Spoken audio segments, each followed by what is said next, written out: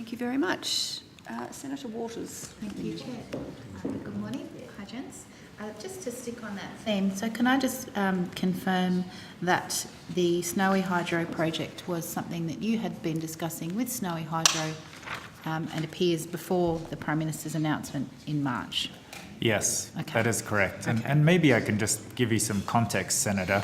In a world that has a lot more variable renewable energy, wind and solar, which we hope and expect it will, there's a very big need to have more flexible capacity. Flexible capacity comes in the form of various types of storage, pumped hydro being one. So we have a strong interest in investigating all the types of flexible capacity. Can you talk to me about some of the other pumped hydro projects you've got under consideration or that you're assisting with? Yes, so there's one together with Energy Australia, which is a saltwater pumped hydro study. So it uses the ocean as the bottom reservoir. Again, that's a feasibility study. We have one, that one's in South Australia. We have one in North Queensland together with Genex, which is a small listed company. That technical feasibility study has already completed. And then we have another one that's currently being considered. There's actually three parts to it being considered together with Hydro Tas down in Tasmania. So there's a number in the works. Can you tell me a bit more? It's the Kidston one in Queensland, isn't it? Yes, with Can you Genex. tell me now that the feasibility study's been finished, what the path of action is from here? Yes, I can, Senator. So and I might hand over to my colleague Ian Kay in a second, but at a very high level, it is technically viable and the commercial aspects are now being worked on. Okay. What sort of timeframe are we looking at before the project could be deemed ready to proceed? It's probably the end of the calendar year or early next year. Okay. Okay, great. That's moving nice and quickly. Okay. Just on the cost for the Snowy Hydro. Sorry, I'm having trouble hearing the witness. Or myself think for that matter. On the cost of the Snowy Hydro project, the estimate, the reporting of the estimate is $1.5 billion to $2 billion. Where did that figure come from? Again, it came from Snowy Hydro, so it's probably a better question for them. Okay, look, I will take it up with them. Do you have any detail about the breakdown of that cost? We do have some breakdown, but I'd have to take that on notice. Okay. Again, I suggest that Snowy would be a better party to answer that. They're on next, so I'll ask them those questions. And can I just ask how the Snowy project fits with your new investment plan? Yes, thank you for that. We released a new investment plan earlier this month, and our first and most urgent priority is delivering a more secure and reliable electricity system. And so in the context of doing that with a lot more variable renewables, as I explained a moment ago, you need more flexible capacity. So pumped hydro is one form of storage that provides that flexible capacity. Batteries are another form. Demand management or load that can follow the supply of variable output renewables is another aspect. I expect that we'll actually need all of these different aspects to having a complete solution. By complete solution, I mean one that is very high penetration renewables. Yes, thank you. All right, well, since we've started talking about that investment plan, I'm particularly interested in the plan to drive down cost of utility scale PV. Can you tell us where the scale of costs are for renewables at the moment and where you want it to get to?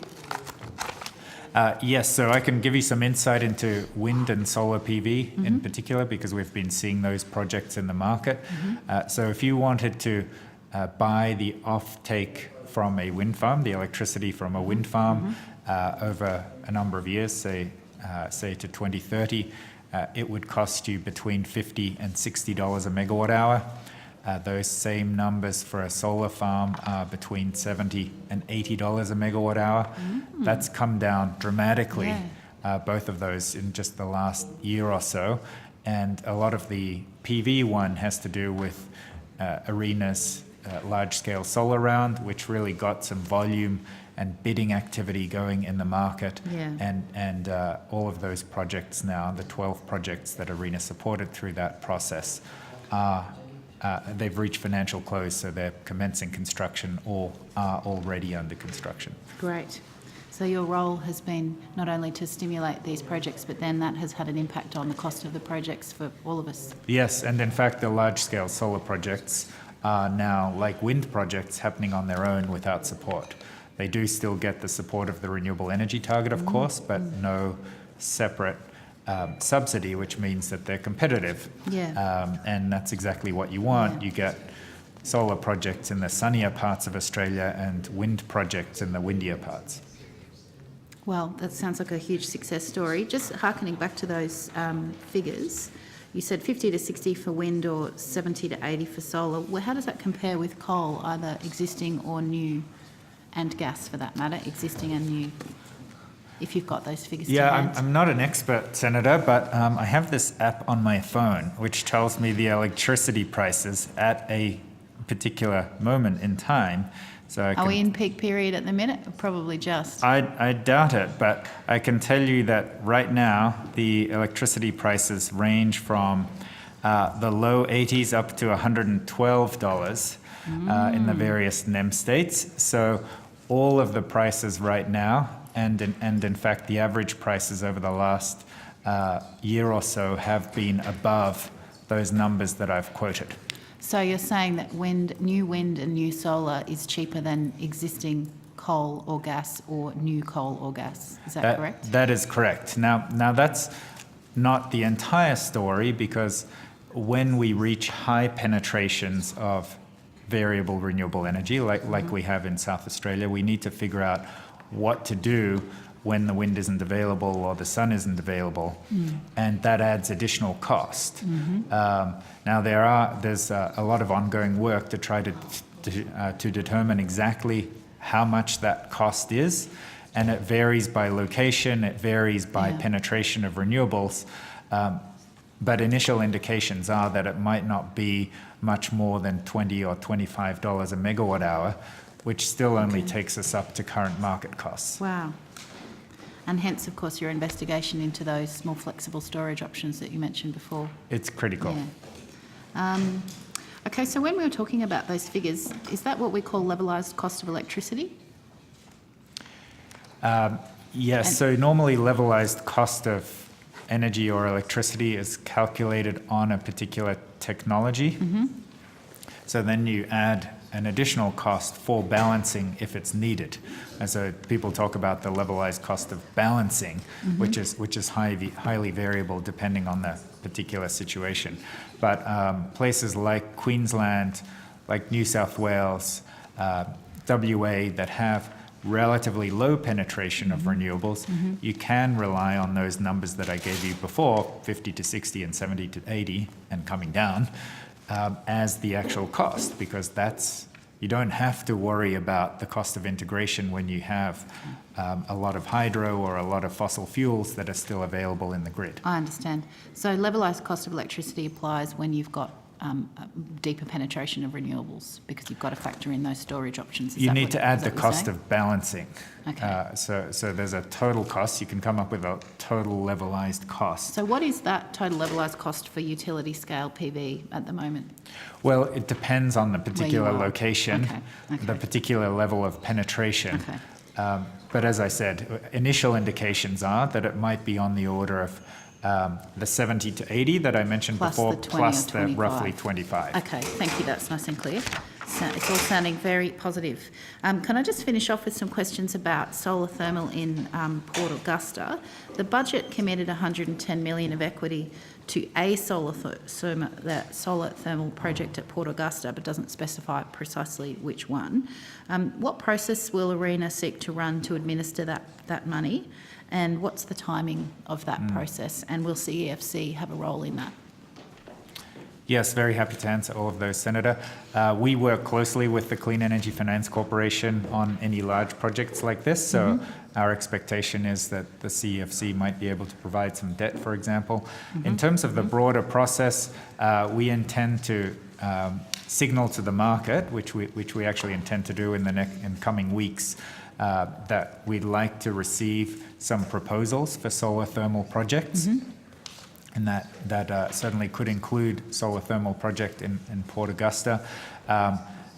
We are open to applications at any given time, but it has been a while since we considered a solar thermal project in detail in Australia, and we'd like to do so again, because solar thermal projects provide storage of energy relatively cheaply.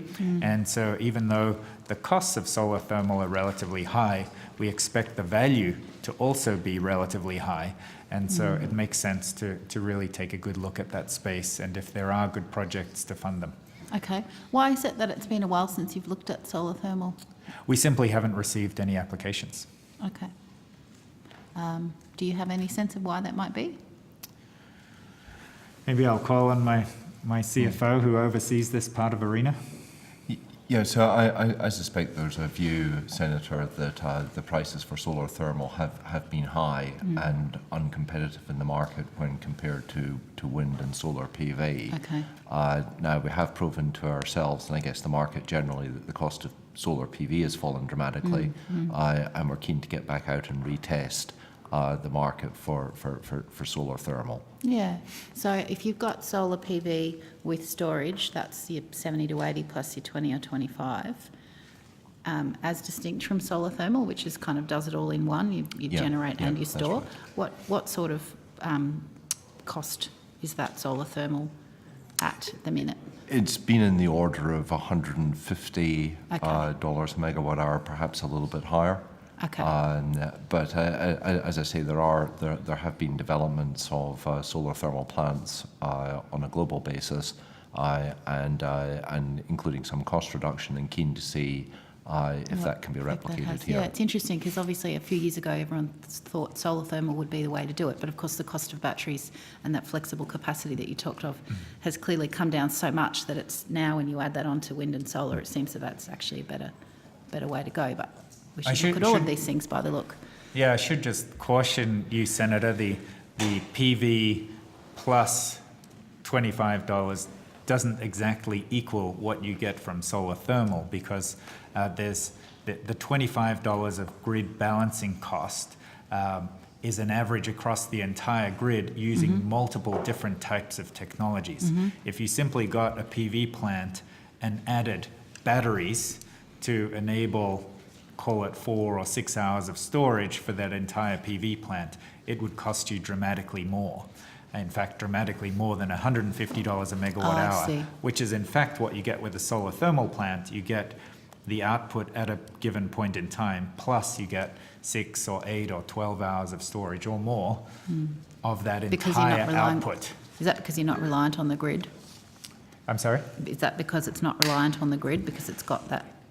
No, it's just a different technical setup. So the way a solar thermal plant works is it's heating a substance, molten salt is an example, that then drives a steam turbine. So that molten salt then heats up water to create steam, and it's a standard steam turbine. And that molten salt can sit there for days or even weeks, staying hot, and can simply be turned on and off, a lot like a gas plant can. When we talk about PV or wind and grid balancing solutions or flexible capacity to back those up, we're talking about a whole range of different solutions, including demand management, interconnection between other renewable energies, maybe some battery storage, maybe some pumped hydro storage. And so it's not the same as being able to turn something on and off. You may end up across a whole grid getting the same level of reliability, but it's just difficult to compare those exactly. A few more minutes, Chair. Senator Waters, just want to get a time indication, Yeah, because you said 10 minutes, it's about- now been 15, so I'm just trying to manage. I did ask for 15. I've got about 3 more minutes. That's fine. You take us through then until the morning tea break at 1:45. All right, thank you. So can I just double check, and thanks for running me through that process earlier as well as for that explanation that you've just given. Just back to the Port Augusta money, will the process be to support a single project, or will the tender be for potentially more than one project? No, well, we're open-minded as to that. We're certainly going to ask for expressions of interest in the first instance, and then that will allow us to shape the rest of the process. Okay. But we expect certainly early on it'll be very open Yeah. to both early stage projects, late stage projects, small, large, multiple, or just one. Okay. Now, does that 110 million of equity come out of your budget or somewhere else? It does not. It's and maybe I should ask the department to answer that. Joe, Deputy Secretary of Climate Change and Renewables Group. So that appropriation has been, is actually to the department. Okay. So it's a separate appropriation from ARENA's budget. So does that mean it's is it additional money from the department, or is it from within the department's budget? It's additional funding sitting in the contingency reserve for Okay. if it is required, because I think that's the other point to note on that funding is it's available for a project in Port Augusta should it be required, and after the ARENA process, which will be broader and look perhaps at other locations and so on, but if there is a project in Port Augusta that meets those requirements and needs the funding, then it will be made available. Okay. So is it conceivable that that 110 might be in addition to other support ARENA could provide? Or would it mean that, would that be the limit of the project? Could you not kick in any more, for example? Our expectation is that we would run through a process and find the best project from ARENA's perspective, and if it meets value for money tests and there's a pathway to commercialisation and all of those usual things that mean it ranks highly on our merit criteria, then we would fund the Fund it as project, normal. Okay. and it may or may not require the additional funding from the government. Oh, I see. So you would have first port of call. It would be drawn from your budget first, and only if a top-up was required would you access the 110. Is that correct? Well, certainly our expectation is that we would do the initial assessment. I don't think we've really discussed the details of exactly how the 110 would be contributed. Okay, it's sounding if now I like can- the 110 might not end up being Well, contributed, that's and right. So ARENA as I might need s- to weigh the cost. Sorry, Senator, as I said, the purpose of the 110 million is only to be made available if it's required. So if a project comes forward that meets all of ARENA's normal Yes. requirements and is Yes. able to be funded through the normal arrangements, then it wouldn't be required. But if there's a project that's there that's struggling to meet the financial requirements of that ARENA might otherwise look for, and having that $110 million or up to $110 million available as an additional equity investment changes that picture and then Okay. makes it a viable project, then the Okay. funding would become available. All right, so it would still have to meet the merit-based test that you referred to, Yes. but if they're a bit short on dough, they could ask to access that 110. All right, thanks, that's nice and clear. Earlier in the Senate on the 31st, Senator Cormann indicated that the 110 would be provided at a rate of 3%, which is the bond rate plus 1%. Is that still the figure that you're working on in regards to the equity return rate? So, Senator, I think those are details that are still being worked through and it will depend on ARENA's assessment. Okay. But perhaps it is worth clarifying that it has been, it is an equity, it's funding for an equity investment. I think the terminology, it's at one point used the term loan, but the clarification has come as we've documented things that it would be an equity investment. Okay, but the rate's still being worked out? The rate is something we need to keep discussing with ARENA. Okay. Mr Frischknecht, thank you. You talked about, you mentioned earlier that there might be early or late stage projects that could potentially apply for this money. Are you aware of specific projects that potentially could access that 110? And can you give us a snapshot very briefly of any of those? Yes, we are aware of specific projects in the market. I'm just not sure if we're at liberty to discuss them. I suspect that some of them would be happy to be talked about publicly. Can you tell me perhaps how many there are? Yes, certainly there's at least 3 that we're aware of that are interested. Okay. And have you had Sorry, Senator. We would actually expect that there will be more that would come forward as we Sure. as we run the process, which is kind Okay. of the purpose of the process. And have you had discussions with any of those companies, either the three or the ones that you don't know about yet? Yes, Yes. we've had discussions with more than 3. Okay. And when do they occur? Well, they've been happening over the course of years. One of them is an existing funding recipient of ARENA for an earlier stage project, and the others we've known about for quite some time. Okay. I've actually gone to see 2 solar thermal projects overseas to get a sense of what some of the benefits and challenges are. Very, very quick, because Thank we're you. now going into everyone's tea break. Thanks, Chair. We mustn't disturb the tea. When could we see Not for the the sod? staff? No. We mustn't. When could we potentially see the sod first turned at Port Augusta? What's the earliest you think it could It happen? might be helpful for my colleague Ian Kay to just walk you through the process of what it takes to get from here to sod turning, because there's a lot that needs to happen.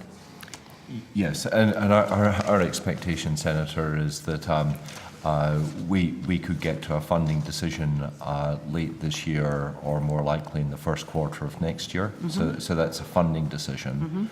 There will then be, and depending on how quickly assuming there is somebody who is able to build in Port Augusta or elsewhere, they will then have to do their environmental work. To the extent that they haven't commenced that already, they'll have to get their connection to the transmission line, which in itself is not a fast process.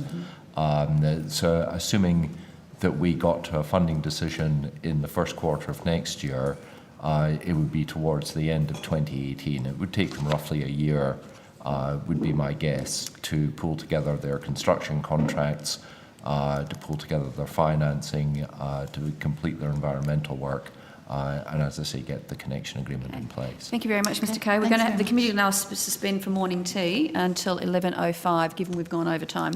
Thank you.